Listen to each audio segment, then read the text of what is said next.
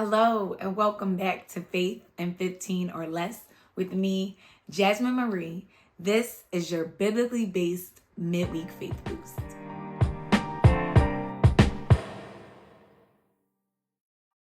Let's dive into today's verse. It comes from Colossians 3, verses 12 through 15 in the NLT version. It reads as follows. Since God chose you to be the holy people he loves, you must clothe yourselves with tender-hearted mercy, kindness, humility, gentleness, and patience.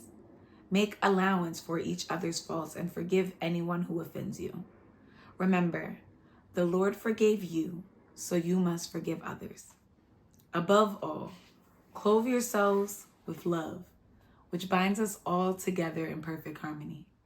And let the peace that comes from Christ rule in your hearts.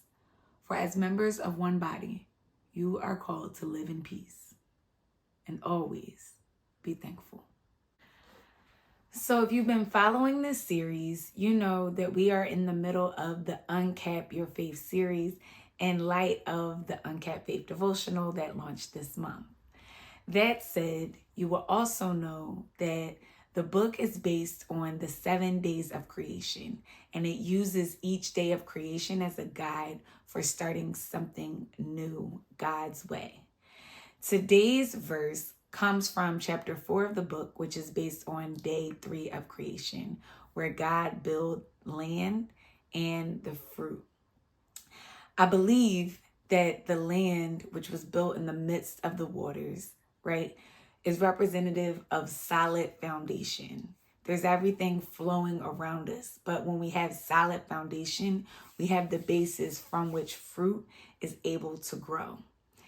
If we think about that in our own lives, I make the argument in the book that our solid foundation is a mindset of truth. And from that mindset of truth, we're able to put God's word over our thoughts. I think this is very timely today because on the Bible app, the verse of the day is do unto others as you would have them do unto you. And I had already prepared what I was going to speak from before even reading that this morning. But I think both Colossians 3 and Matthew 7:12 go together. God and Jesus urge us to set aside what we may naturally feel or think, to do what's best, to walk in love. And if I'm honest, I'm a person who could get offended very easily by an intonation, by a pause, by a look, by an action that just seems absurd. I'm like, what were they thinking, right? And in my self-righteousness, in my pride, in my own just self-consumed perspective, I can forget to operate from a mindset of truth. And so this verse hopefully is as helpful for you as it is for me, because today we're going to talk about extending grace. And I believe Colossians 3:12 gives us an excellent picture of how to do that, because like I said, it may not be natural to you. So there are 3 things I want to look at in today's verses to help teach and guide us on how to extend grace.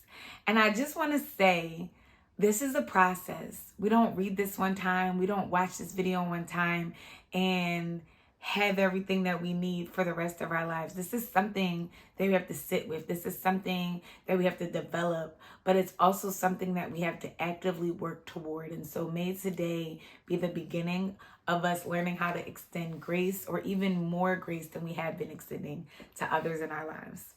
The first thing I want to point out in the verse is the opening. And I almost missed this when I was setting up today's teaching. It says, since God chose you to be the holy people he loves, you must clothe yourselves with tender-hearted mercy, kindness, humility, gentleness, and patience. Point number 1 is we were chosen.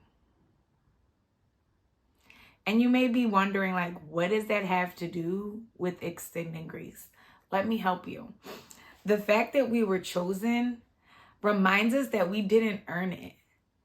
God is not using us or working through us because we were perfect enough. God is not using or working through us because we did all the right things. God is using and working through us because he chose us. That's like the equivalent of someone walking into your elementary school and saying, you are going to be the next president of the United States. You're in elementary school. You're too young to have done anything that would earn you such a prestigious position. But just like the Bible says, before you were formed in your mother's womb, I knew you. God chose us. He had a purpose for us before we were even here on this earth. And because we are chosen, because we didn't earn it, just like if you got a spot, maybe if anybody like played a sport, if you got a spot on a sports team, maybe you weren't the best, but you still made varsity. You're going to work to show the coach and your teammates that you belong there. So just like if we were chosen in a thing that we may not have necessarily feel like we earned or were equipped for, we have a responsibility because we are chosen. And our responsibility is to clothe ourselves with mercy, kindness, humility, gentleness, and patience. These are the beginnings of how we begin to extend grace. We check ourselves and we remember, right? Like, yes, this person messed up, but I messed up too. And God still chose me. God still uses me. And because he uses me, I'm going to extend the same gifts, the same character that he extended to me to the next person.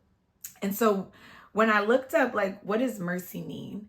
It showed compassion or willingness to forgive someone who you have maybe the power to punish.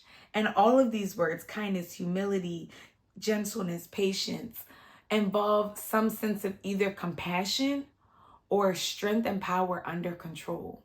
You have the ability to do something. You have the ability to say something. You have the ability maybe to put somebody down or to assign a punishment. But instead, right, you're controlling how you deliver it. Yes, maybe there may still need to be a consequence, and that's fine. But how you deliver it is clothed, is dipped, is immersed in mercy, kindness, love, and humility. There's a difference in how you approach people when you do it with these things versus from your own self-righteous, I'm right, you're wrong, and you need to know nature. And people of God, let us be honest with ourselves. Sometimes we feel like we're operating in love and we feel like we're operating in what God called us to do, but we're really operating in our own self-righteousness when we come at people in a particular harsh tone, driving home the scriptures and the laws that none of us are upholding in totality. And so just be mindful of that. And number two, once we check ourselves and we remember that we were chosen and we have a responsibility because we were chosen, number two builds on that responsibility, which comes from verse 13, where it says we need to make allowances. The verse says to make allowances for each other's faults. We need to expect imperfection. And as a person who is recovering from perfectionism, I know how hard that can be, right?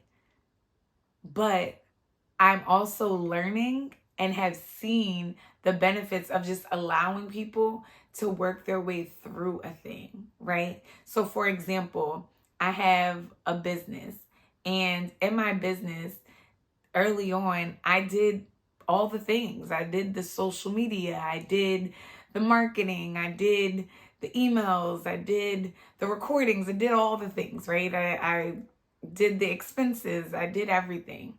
And as I'm building a team, people come in who may do things differently than I would do and who may make mistakes at times, either because it's different or because there's something that just operates in a way that they were not used to, regardless of what the reason is. If, like I used to do in my earlier years, I come down on them like, no, you do it like this, I don't leave room for things to grow and evolve and build collectively, because I'm still micromanaging and doing things the way I want them to be done, which means it will only reflect me and the business won't reflect what it's like to have a variety of minds and insights and expertise at the table. And so I have to make allowances. And sometimes that means allowing them to learn, like, oh, this happened this way, and this was the result of that. What are your thoughts about that, right? What do you think we could do differently versus why would you do it like that? Which, if I'm honest, was my initial thoughts back in the day when I saw something go, again, different than what I expected it to look like. And so I love that this verse kind of causes us to check ourselves and causes us to check how we approach a situation. We should expect imperfection, one, because we're also imperfect. And because we're also imperfect, we should respond to an imperfection with an approach that we would like. Not the approach that you received, not the approach that you got in the church, not the approach that your mama gave you, but an approach that would meet you where you are. And one of the verses that comes to mind in the Bible is when the woman was caught in the act of adultery. Jesus not only stood with her, but he got down to her level. He met her where she was and he talked to her.